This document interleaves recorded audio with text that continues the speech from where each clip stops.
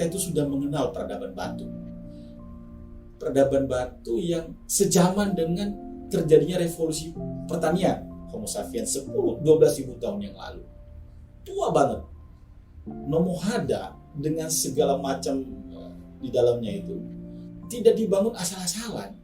Bukan hanya sekedar tukang yang terampil, tapi di dalamnya ada kejeniusan, ada intelijensia di dalam bangunan itu. Saya merinding bagaimana perempuan kita, ono alawi dan dunia sudah mengenal sudah mengenal perhiasan, ya.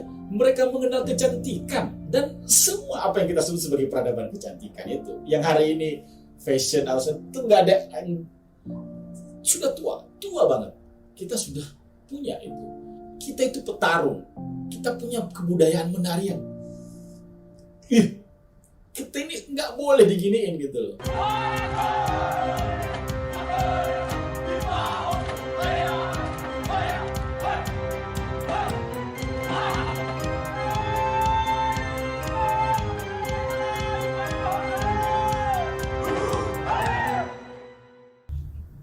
Yahoo, ada duriya kawan. 1 minggu yang lalu saya sempat mengirim postingan apa cerita kawan. Judulnya sebenarnya sederhana, tapi saya mendapatkan respon dari beberapa teman.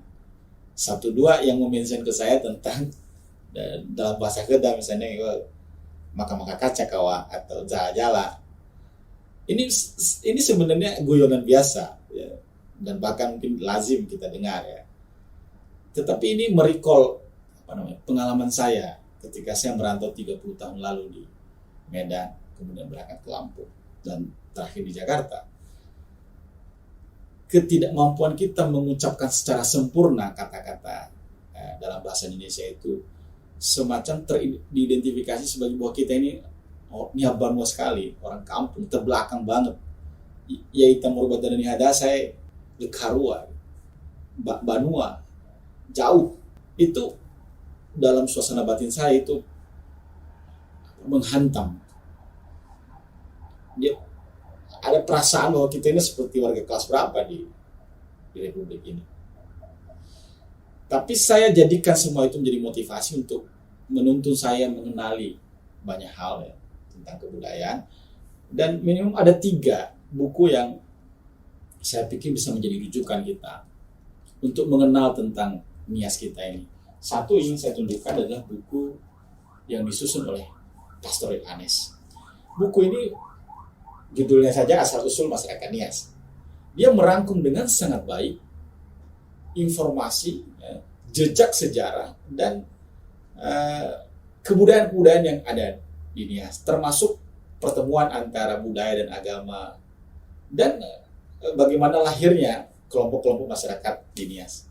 Thank you Pastor Yohanes. Ini saya pikir menjadi literatur yang akan dikenang oleh anak generasi penonihan. Yang kedua, buku yang jauh lebih menarik lagi, sebuah riset penelitian dilakukan oleh Fanny dan Dini, 2 mahasiswa arsitek yang belajar di Jepang. Mereka melakukan kajian ilmiah tentang Nomohada di Teluk Dalam. Saya sempat mengikuti seminarnya dan dipandu oleh Profesor Eko juga dari UGM. Ini buku ini menjelaskan bahwa Nomohada dengan segala macam di dalamnya itu tidak dibangun asal-asalan.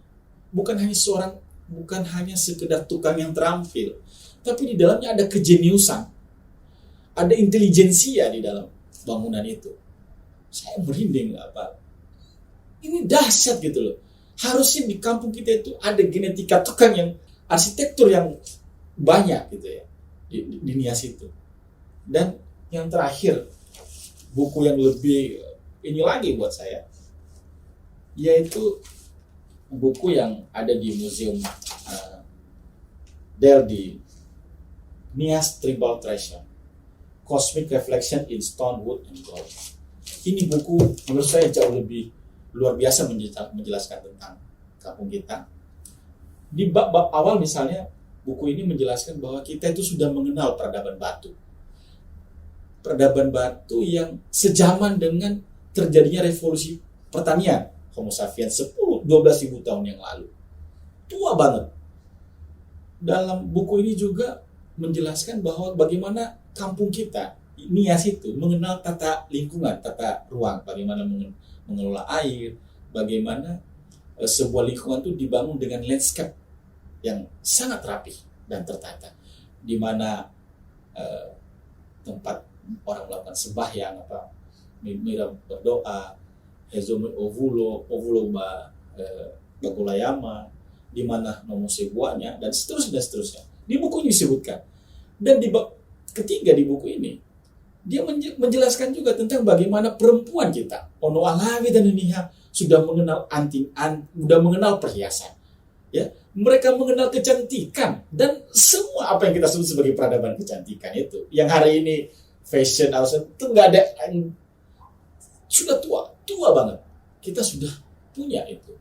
Dan di bab terakhir di buku ini, dia menjelaskan juga bahwa kita itu petarung. Kita punya kebudayaan menari yang kita ini nggak boleh diginiin gitu loh. Tentu saja itu sejarahnya. Hari ini kita tentu saja miris ya. Dalam waktu yang tidak terlalu jauh kemarin, misalnya ketika Presiden Jokowi datang, kita tahu dan sadar bahwa infrastruktur kita masih sebegitunya.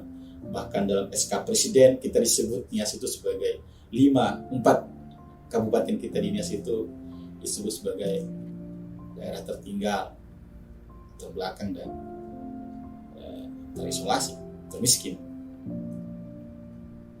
Ya, ini harus kita kerjakan secara baik-baik, khususnya kita yang masih muda-muda, faba nuasa, gotong royongan.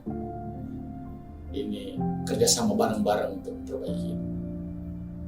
Kita tidak boleh membiarkan ini terjadi. Kebetulan saya orang politik, saya ada di partai politik. Di politik inilah saya berjuang bagaimana mengembalikan kejayaan dan ini kejayaan itu Yahoo.